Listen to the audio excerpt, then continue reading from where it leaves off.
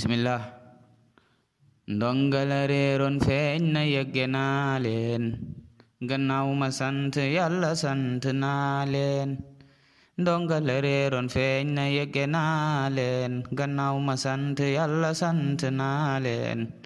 gis naa ko yenti fan ci aw tabaski te waawanay bërëb balaa ko fekki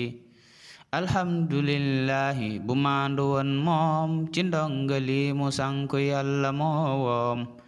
ci meddi mi manoon na fee doxey naan di sax di yàbbi yàlla rekk a jar ñaan la njëkk a def mooy jëndi yéere jox ko mu sol ko summi lam soloon ma wat ko seetal ko dal yu rafet jëndal ko mu daadi bég te xam ni fonk naa ko alhamdulillahi ma sant yàlla nde ndongala ngi réccu dem ga cat la ndereeruloon gëlëmuloon da ko neex mu génn daa di dem di sàkku jig péex waaye de boo gisee na tuñ yalakkee mu daa di ñuula ñuul ba mel ni bukki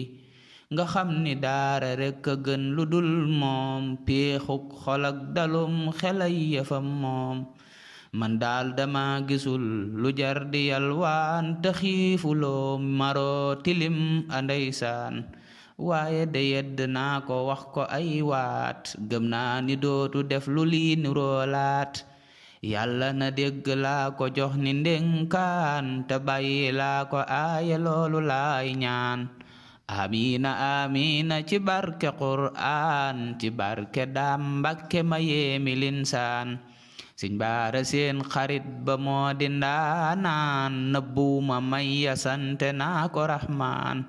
salaatu man ku ñaan ku moy ko doonaan ca déegu kawsara bi yonen ba buy naan ala nabiyillahi xayrul insaan feek ñoo ngi xëy di dégg waati qur'aan